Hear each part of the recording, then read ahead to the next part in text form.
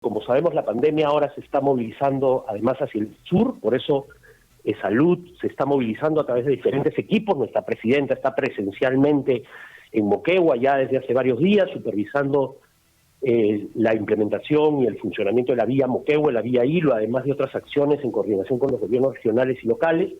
Y nosotros nos encontramos también supervisando la operatividad de Tacna, que ha pasado a tener de 2 camas UCI con la que empezó, ahora tiene 19 camas UCI y también 121 camas de hospitalización de 8 que tenía al inicio de la pandemia. Es decir, estamos verificando el funcionamiento y los planes de contingencia que hay que tener para la población.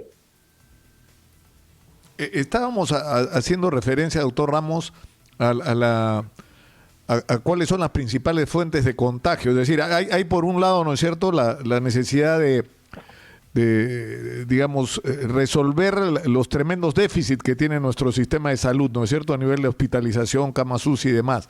Pero en el otro lado está la necesidad de las medidas de control para la extensión de la epidemia.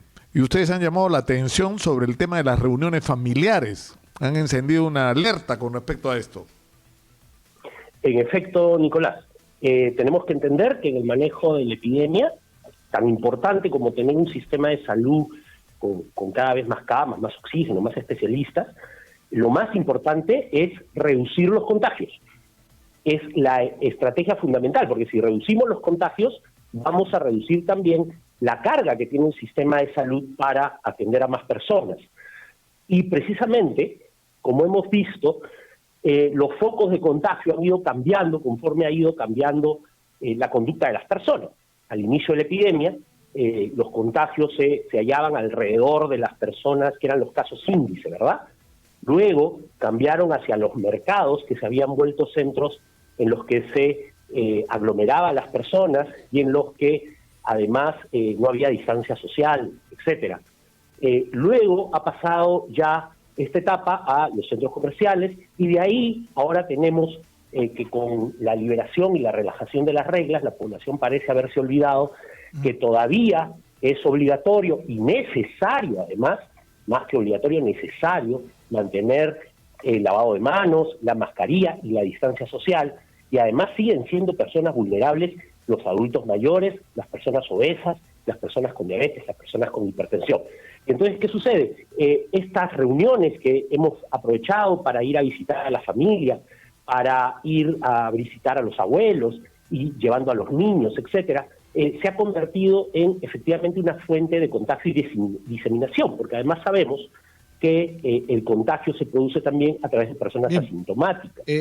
Doctor, ahora, ¿esto se infiere? O sea, digo, ¿se piensa que es así o parte esta decisión por una data específica, un estudio que se ha hecho previamente para determinar que los contagios se han incrementado a propósito de la visita de personas? Y si tiene usted el dato, debería decirnos exactamente cuál es el resultado de este estudio, ¿no? A ver, este dato se infiere a través de la experiencia que vamos teniendo y de las relaciones, por ejemplo, en el caso de salud, de los mapas de calor, ¿no?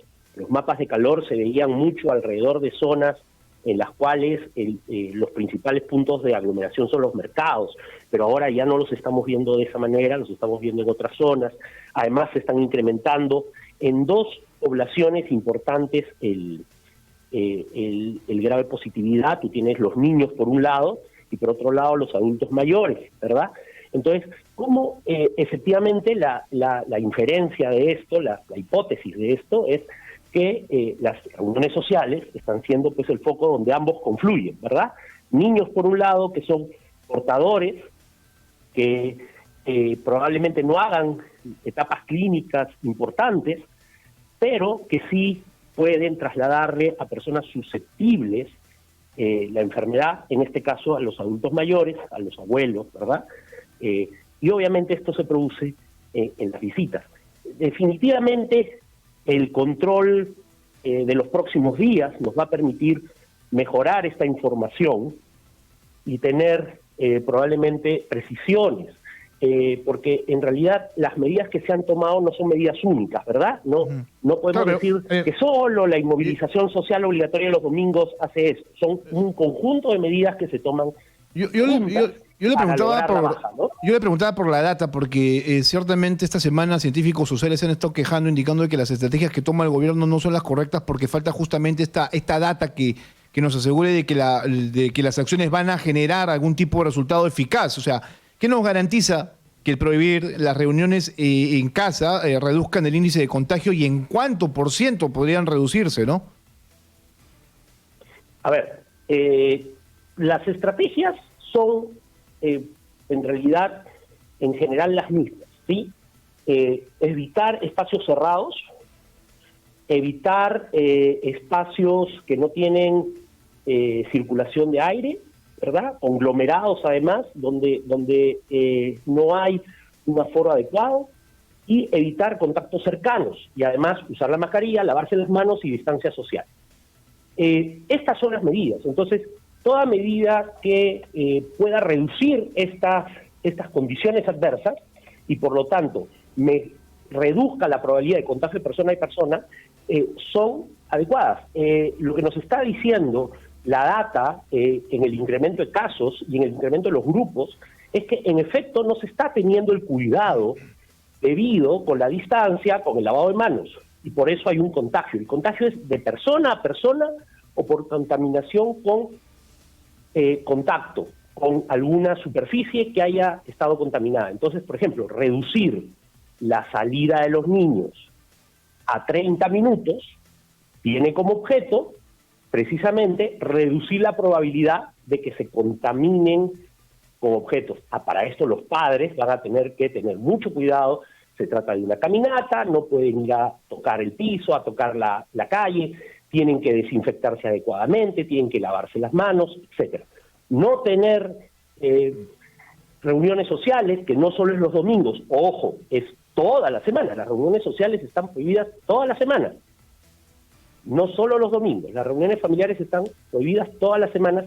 Implica que no diseminemos el virus de una casa a otra y que no tomemos contacto con alguna persona que puede estar asintomática y que va a llevar este germen a personas con factores de riesgo. Y además la otra medida es que las personas con factores de riesgo no pueden salir, ¿ok? O sea, las personas mayores de 65 años, las personas obesas, las personas hipertensas, las personas diabéticas no deben salir a exponerse, salvo que no sea una atención de salud, una atención de emergencia, o no tengan a nadie más que pueda hacer las compras por ellos. Ahora, ahí hay que apelar a la solidaridad tanto de la familia como de los vecinos que puedan de repente ayudar a llevar víveres o ayudar a aliviar en algo la carga de estas personas que pueden estar viviendo solas. Esas son las medidas en conjunto. O sea, y esas medidas en conjunto deberían llevarnos a que vaya reduciéndose el contagio, bajando a su vez el R nuevamente para llevarlo por debajo de 1. Es lo que se busca. Ahora, hay un tema final que nos planteó el alcalde Alberto Tejada, el alcalde de San Borja, que ha sido reconocido por el Colegio Médico como una de las autoridades que está actuando con mayor, digamos, eficiencia. Y lo que él decía es que hay que usar la información para determinar dónde están las personas infectadas para hacer el cerco epidemiológico, es decir, para saber a quiénes otras personas podrían haber contagiado, tomar todas las medidas de control sobre esas personas para que no sigan contagiando, pero a la vez darles el tratamiento oportuno para que no terminen reclamando o necesitando una cama UCI. Efectivamente, esa ya es la tarea de el sistema de salud en su conjunto, con el apoyo de los gobiernos locales y regionales, que es también lo que estamos trabajando a través del plan, de lo que se está trabajando a través del plan Taita, ¿verdad? Que es, en efecto, una vez que uno detecta un caso, uno tiene que hacer la investigación epidemiológica, saber con quiénes ha tenido contacto, saber su entorno cercano y monitorizar a estas personas, y movilizarlas obviamente, y poder con eso también permitir que el contagio se reduzca.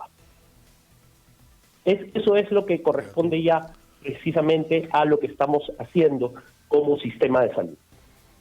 Bien, bien, doctor. Le agradecemos mucho al muchas doctor gracias. Hernán Ramos de Salud A por atender ustedes nuestro también. llamado. Tenga usted muy buenos días. A ustedes también. Recordemos que la inmovilización social obligatoria empieza hoy a las 10 de la noche en casi todo el Perú y en 6 regiones del país, más 36 provincias de 13 regiones, empieza a las 8 de la noche Hasta las 4. y va a terminar las 4 de la mañana del día lunes, ¿verdad? Porque Por hoy favor, estamos sábado. doctor, brevemente, porque nos hacen llegar esta pregunta y vamos a abrir los teléfonos más adelante respecto a lo que significan los trabajadores con suspensión perfecta.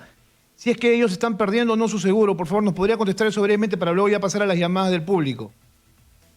No. El decreto de urgencia 038 garantiza que las personas con suspensión perfecta de labores que hayan solicitado suspensión perfecta de labores tengan la continuidad de sus atenciones, en tanto dura la suspensión perfecta de labores, dentro de el Seguro Social de Salud.